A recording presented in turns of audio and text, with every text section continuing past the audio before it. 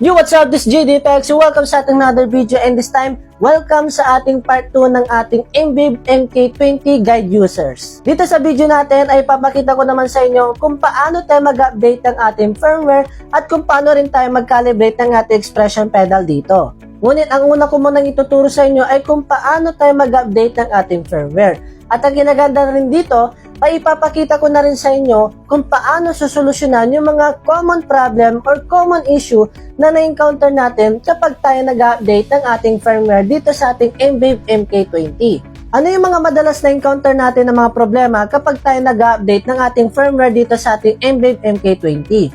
Una na dyan ay hindi nababasa ng ating M-Upgrade application yung MK20 natin. So marahil ang problema doon ay yung USB Type-C cable natin ay hindi pasok or hindi nababasa ng ating device. Pangalawa na dito ay ang ating pag-update ay sobrang tagal.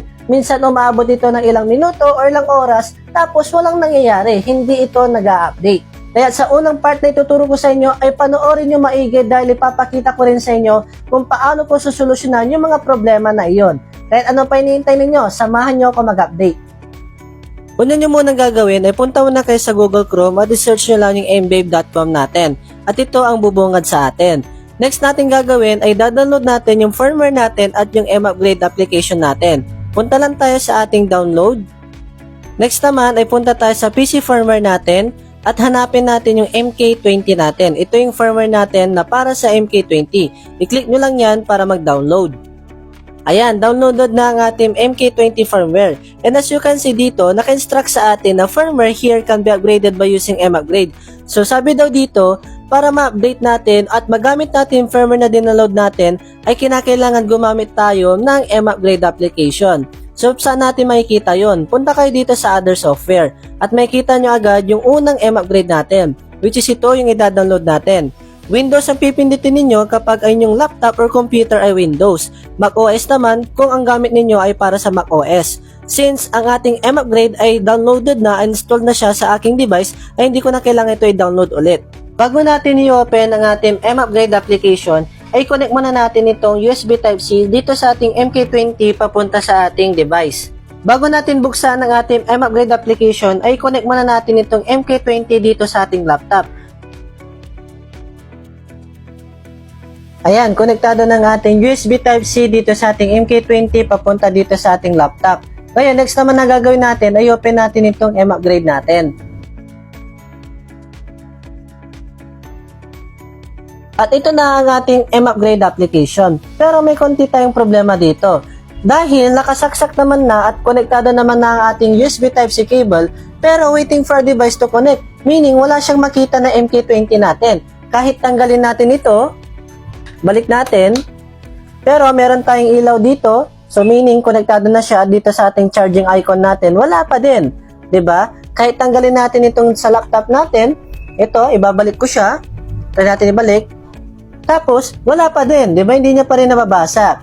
So may susubukan tayong other way, no? Papalitan natin itong USB Type-C cable natin ng panibagong USB Type-C cable. Ngayon, susubukan naman natin solusyonan itong problema natin dahil ang problema natin ay hindi nababasa ng ating M-Upgrade itong MK20 natin kahit na, ayan, may naka-indicate na dyan na red light. So, meaning konektado na siya, nakasaksak siya sa laptop and itong charging icon natin ay gumagalaw.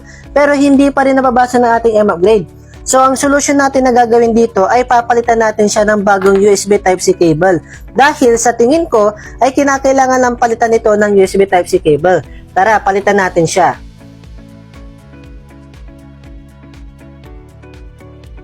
O ayan, nabasa na ang ating M-Upgrade itong MK20 natin ngayon. So meaning, ang problema lang dito ay papalitan lang natin ng bagong USB Type-C cable dahil maaring ito yung problema sa atin. Kailangan lang natin palitan ng bagong USB Type-C cable natin. So tara, pagpatuloy natin itong firmware natin. Ngayon, gumagana na siya ngayon. Next naman natin na gagawin ay ilalagay natin dito yung firmware na dinaload natin kanina. So pipindutin yung select firmware.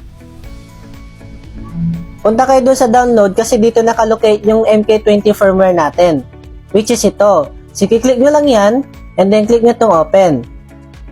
Ito yung previous version natin sa ating MK20, which is 72. Ito naman yung latest sa atin, yung 74 naman. So, tatry natin siya i-update. So, kapag nilagay nyo na ang ating dinaload natin na firmware kanina, proceed na kayo sa update firmware. Click natin yan. Maghintay lang kayo na ilang segundo dahil minsan ay matagal ito. At makikita nyo rin dito sa ating MK20 ay namatay siya, which is normal lang yan at kasama yan sa progression natin sa pag-update dito sa ating M-Upgrade.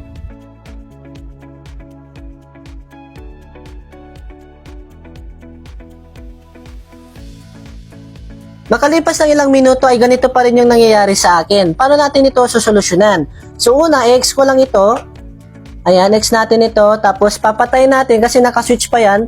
I-off natin siya, tapos buksan natin ulit itong ating MK20. Ayan, tapos uulitin lang natin yung ginawa natin kanina.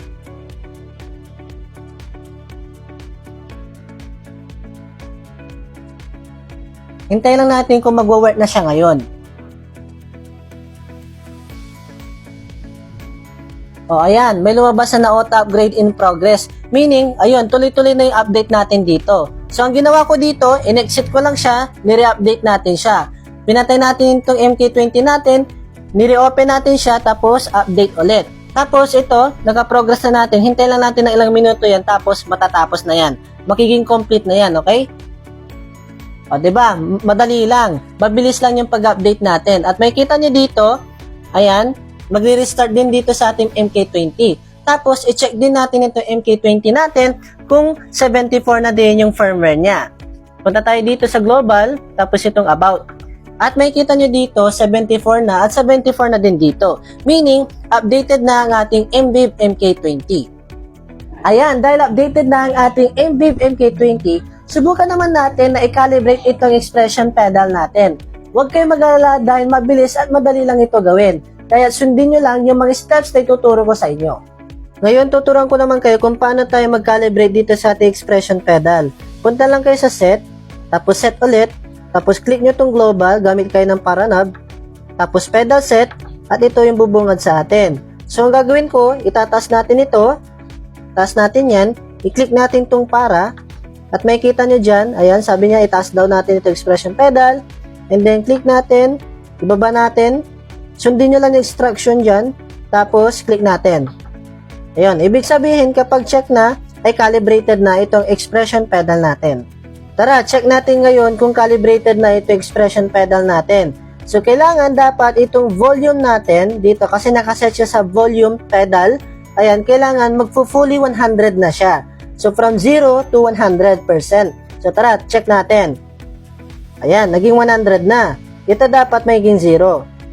Ayan. So, ibig sabihin, calibrated na ang ating expression pedal dito sa ating MK20. O, diba? Madali lang mag-update ng firmware at mag-calibrate ng expression pedal natin dito sa ating MVIV MK20. At dito yung tatapos ang ating video. Ito ang ating part 2 sa ating guide users pagdating sa ating MVIV MK20. At sana marami kayo ulit natutunan kung paano tayo mag-update ng firmware, paano tayo mag-calibrate dito na ating expression pedal. At ito, kung may suggestions kayo or concern regarding to yung MVIV MK20, ay pwede nyo i-drop sa ating comment section. Kung naghanap pala kayo ng budget multi-effects pedal, ay nire-recommenda ko itong MVIV MK20 natin. At kung gusto nyo naman mag-avail ng ating MK20, ay available yan sa ating air supply. At huwag nyo kakalimutan gumamit ng voucher code natin na GDPEX para makakuha kayo ng discount. At hanggang dito na lang yung video natin at kita-kits ulit tayo sa mga susunod na ating video, especially MK20 natin. Ayan, so marami pa ako ituturo sa inyo. So abangan nyo yung mga videos na ituturo ko sa inyo. And this is GDPEX and Keep Rock on. Let's go!